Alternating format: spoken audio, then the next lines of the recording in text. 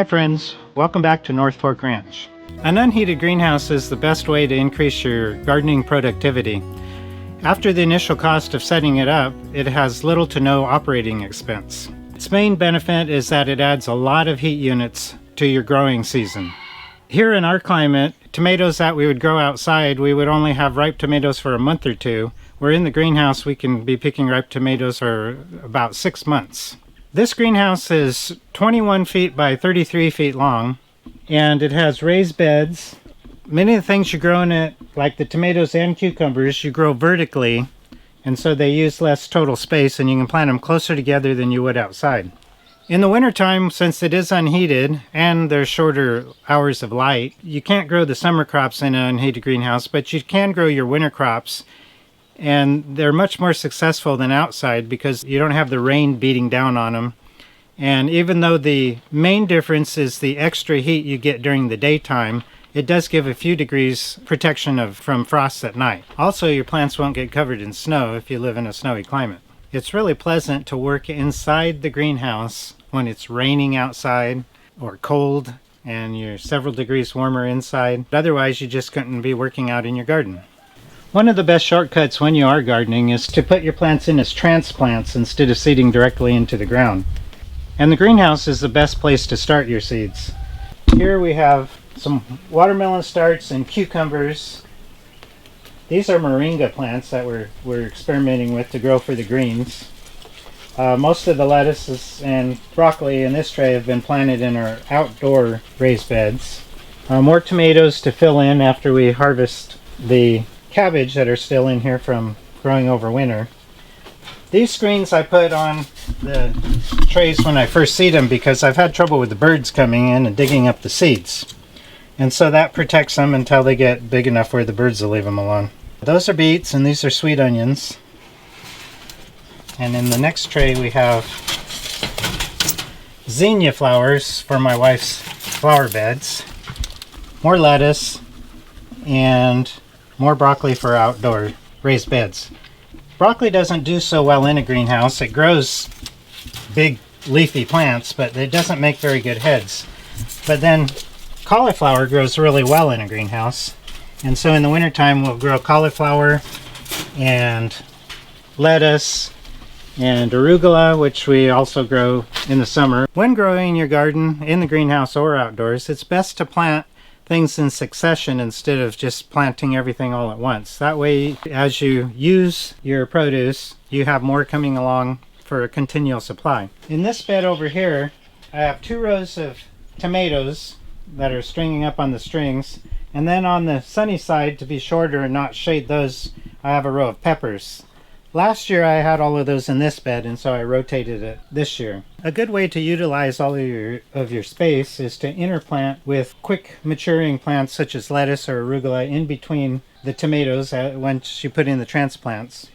And then you can harvest those out before the tomatoes need the room. With lettuce, you can harvest it at any stage as baby lettuce, small heads, or if you have time for the whole large head.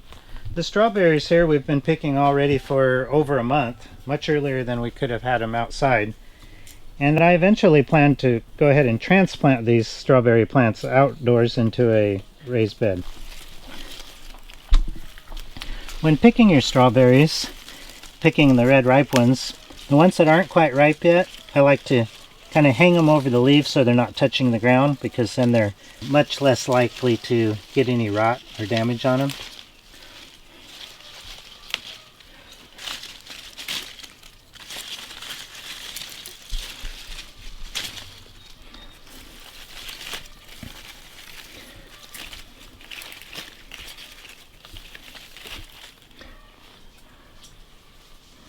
These here are alpine strawberries. They're like a wild strawberry, small but really flavorful. And these are actually in a pot, which I can move out of the way when I need the space and put it somewhere else. These are chive plants in pots. They grow really well here in the greenhouse, and when they get big you can just take them right into the kitchen and use them, snip them off, and then just bring them back to the greenhouse to regrow like these have been. You can also do this with other plants. Over here we have some French tarragon in a pot, and over there thyme. After these cabbages are picked, I'll be putting in more tomatoes in that space, like I did over here, which also had cabbage in it previously, and cauliflowers. Another good use of your greenhouse, as you can see over there, is to start your fruiting plants or flowering plants. Those are all starts I started. Over in this corner we have a worm bin. We've put in our coffee grounds, tea grounds, banana peels, and the worms just love it and turn it all into a nice bunch of worm castings. And when I put new composted soil into the raised beds, I'll put several shovelfuls of this in there to introduce a whole bunch of worms, which turn the compost into really good soil. And also the drainings, you use them fresh. If they sit there a while, it's best just to use them around like trees and bushes and all, because there can be bacteria after it's been sitting there for a while. So the best thing to do is to use it fresh. When I water in here, I just shower for about 3 to 5 seconds over the worm bin, little drips out, and it would be good to use it like the next day each time. This is a strawberry guava. We grow several of these in the greenhouse, and they often get defoliated over the winter by the cold because they're just hardy to about 26, and we'll get lower than that sometime. But all of their bloom and fruit grows on the new growth, so that doesn't hurt your crop at all. Today I'm going to be showing you how to string up the cucumbers and the tomatoes, and at the same time you prune off any suckers. You want just the one main stem to grow,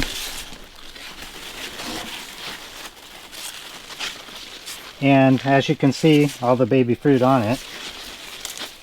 Suckers, you would just get bushy plants, and in the long run you'd have less fruit.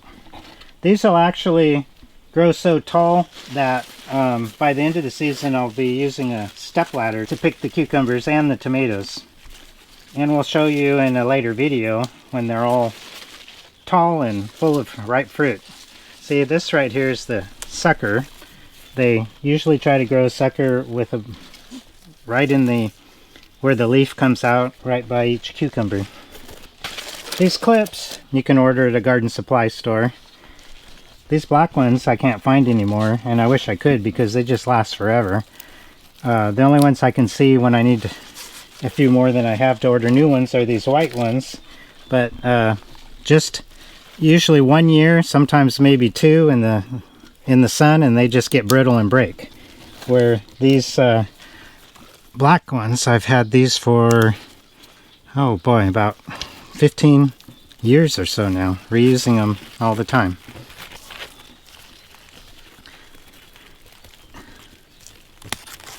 This is actually a sucker that's already setting some fruit, and because I have an empty space beside here and another string, I'm going to go ahead and let that one grow. So this plant will actually have 2 stems going up 2 separate strings, but for the most of them I just want the one. The clip has a little pincher part in there that clips it on the string, and then it clips around the plant loosely. And for the strings we recycle hay twine, which lasts for years.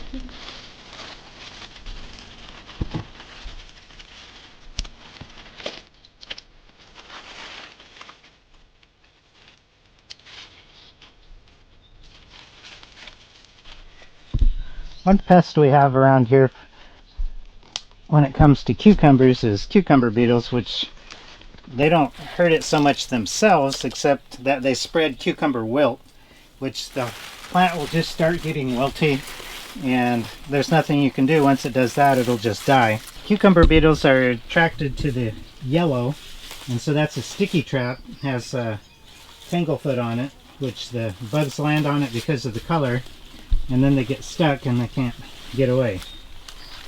But it doesn't catch them all, unfortunately. But it does help control the amount that gets to the plants. In a couple days, all of the leaves will turn, the tops facing the sun, and everything will look straight and uniform, like the end one that I had already done. Now when I'm not using the hay twines, I just kind of loosely bunch them together like this out of the way. And so they've been this way since they had tomatoes on them last season. And then I grew lettuce and arugula and cauliflowers and a lot of other things in this same raised bed through the winter time. I will plant more cucumbers in this rest of the space and use the rest of these strings this season on more cucumbers. Tomatoes, you do the same as the cucumbers. You trim off any suckers and you keep one stem going.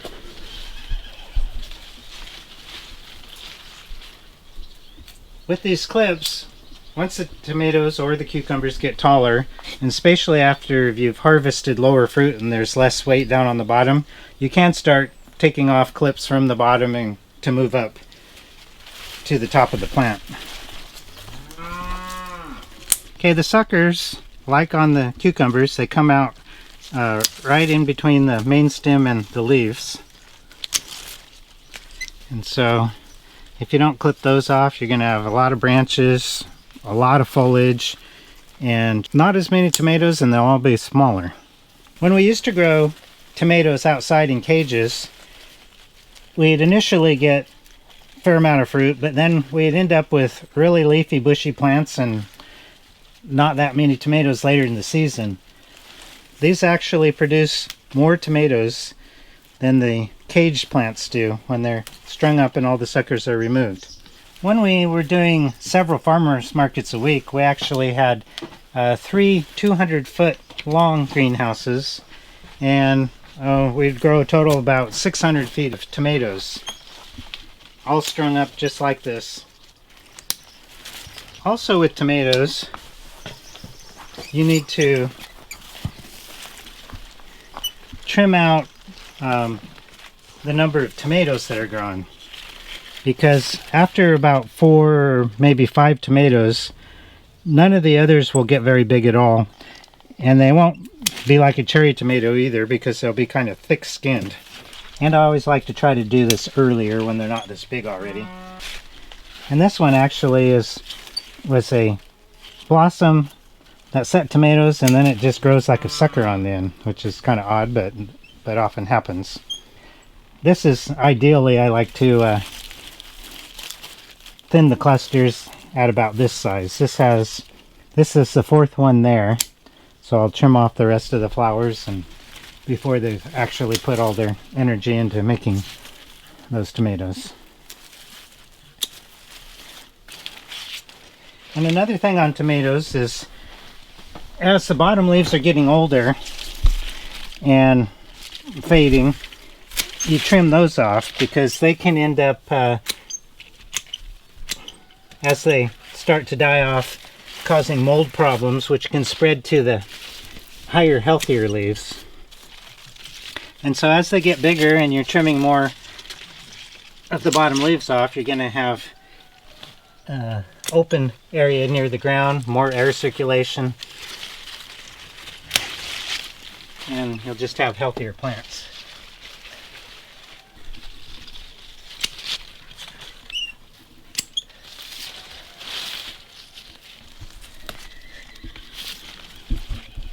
One of the most important aspects of an unheated greenhouse, where you're not going to put in heating or cooling or fans, is to have big doors on both ends, such as these big double doors. Otherwise, it'll get too hot in the daytime. Now with big double doors, we can open and close them according to how the weather is. In the wintertime, we can go days and days with all the doors just closed. As it warms up, we'll start to open one door on one end, and then as it gets warmer, if we need more air movement through, we'll open one door on each end. And then as we get into summer, every morning as soon as the sun starts getting hot, you need to go to your greenhouse and open all the doors. Now, one thing you might want to do if you're not always available to open your doors is that you might want to invest in automatic door openers that are set for when the temperature reaches a certain setting, then it'll automatically open for you. As far as watering in your greenhouse, in the real warm summer days, you pretty much need to water every day. Depending on just how hot it is, tomatoes you might water like every other day. I never let them get wilty. I've always had the best tomatoes by just keeping them well watered and never causing them to wilt. Cucumbers like a lot of water. It's best to water them every day when it's hot and warm. If you have an overcast, cooler day, you can skip watering the whole greenhouse for a day. And in the winter time, when the temperatures are so much cooler and there's so much more humidity in the air, sometimes we can go a week and even 2 weeks without watering anything in the greenhouse, and everything just stays moist enough and does well. In the greenhouse, you not only have a longer season for your crops like tomatoes and cucumbers, but also everything grows faster and starts producing earlier and longer. So in the space that your greenhouse occupies, you actually get way more food than you would in the same amount of space outdoors. In fact, most people's whole garden is probably about the size of this one greenhouse.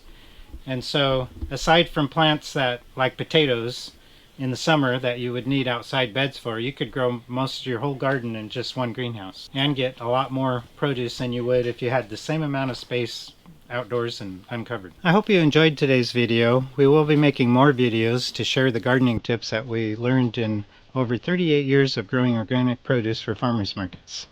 So if you don't want to miss any of these videos, hit the like and the subscribe buttons.